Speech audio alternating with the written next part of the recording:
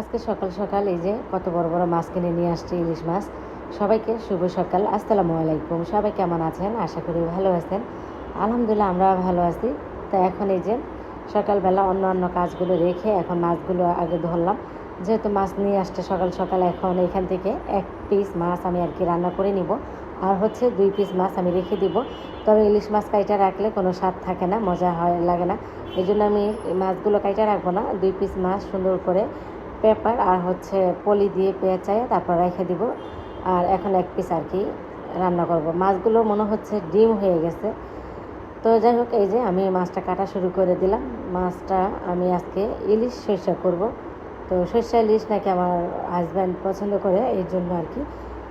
তো এই জন্যই আমি সরষা ইলিশ রান্না করব। তো সরষাটা আমি ব্লেন্ডার আর কি ব্লেন্ডার করে নিব। তার আগে আমি মাছটা সুন্দর করে কাইটা কুইটা ধুয়ে পরিষ্কার করে নেই।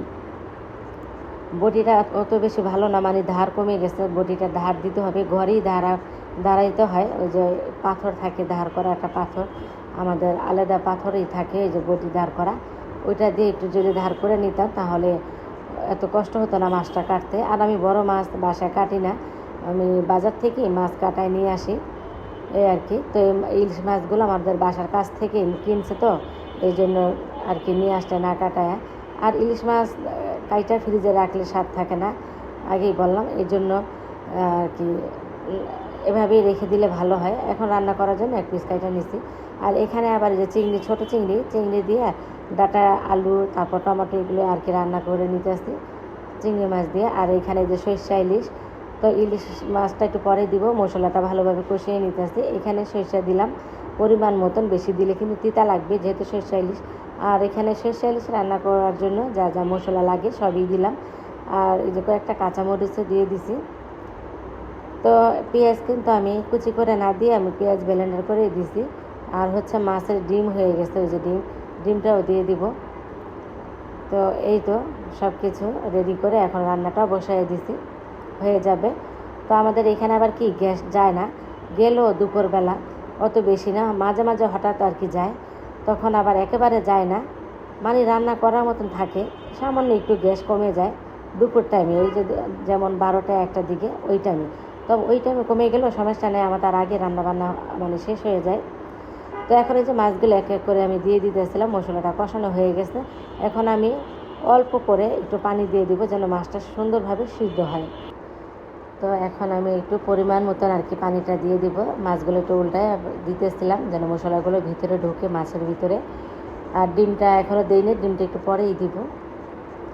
সরষা ইলিশ আমার কাছেও ভালো লাগে, সরষা ইলিশটা। তারপর আমি চাইছিলাম যে একটু মানে কচু দিয়ে আজকে রান্না করব। তো আমার হাজব্যান্ড বলতেছে অনেক সময় রান্না করো, আজকে তুমি সরষা ইলিশই রান্না করো। তাই আর কি এই তো সরষা ইলিশ রান্না করে নিতেছে। আর এখানে আমি সামান্য একটু পানি দিলাম যেন মাছটা ভালোভাবে সিদ্ধ হয়, এই জন্য বেশি পানি দেওয়া যাবে না। তো এখন একটু ঢাইকা দিব, আস্তে আস্তে মাছটা হবে। 2 চুলায় আর কি আমি রান্না বসাইয়া দিছি। তো ইলিশ মাছ কিন্তু ডাটা তরকারি আছে না, মানে ডাটা দিয়েও কিন্তু ভালো যায়। ডাটা, তারপর পটল, তারপর হচ্ছে কচু, এগুলো দিয়ে ইলিশের সাথে ভালো মানায়। তো আমার ইলিশ মাছটা কিন্তু এই তো হয়ে গেছে, কালারটাও কিন্তু খুব সুন্দর আসছে। আর ইলিশ সরষে যেহেতু সুন্দর একটা ঘেরান আসছে, এখন আমি এই যে নামিয়ে নিব। তো হ্যাঁ, এতক্ষণ আমার ভিডিওর সাথে থাকার জন্য আপনাদেরকে ধন্যবাদ। তবে এখনও আমার ভিডিওর সাথে যারা আছেন প্লিজ মনে করে লাইক দিয়ে যাবেন। আর এখনও যারা সাবস্ক্রাইব করেননি সাবস্ক্রাইবটি করে যাবেন।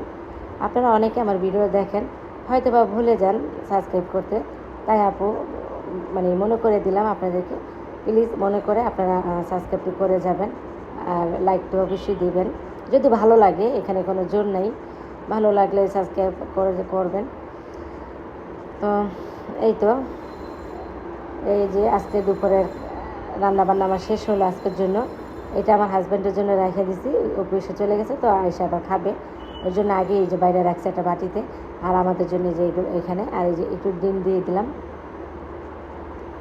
আর এখানে এই যে চিংড়ি মাছের তরকারি, ডাটা, আলু, টমেটো দিয়ে যে রান্না করলাম, এই আর কি। তো আজকে রান্না ছিল আর কি ইলিশ সরষে আর হলো চিংড়ি। তো এখন আমি এই যে ফাতেমার জন্য খাবার বাড়তেছিলাম। ফাতেমা বলতে আম্মু ক্ষুধা লাগছে, খাবার দাও, মানে মেয়েটা স্কুল থেকে আসতো, তো এই জন্য ক্ষুধা লাগছে। সকালে না খেয়ে তো চলে যায়। তা আমি বললাম যে তাহলে তোমরা খাওয়া দাওয়া শুরু করো, পরে আমি আমার তো আবার গোসলখানায় কাপড় ভিজাইছি, কাপড় টাপড় ধুয়ে টুয়ে পরে গোসল করে আমি পরে খাবো। তো মেয়েদেরকে এখন দিচ্ছিলাম, এই যে মেয়েরা খাবে। তো এখন ভিডিওটি রাখবো, সবাই ভালো থাকবেন। আসসালামু আলাইকুম, আল্লাহ হাফেজ।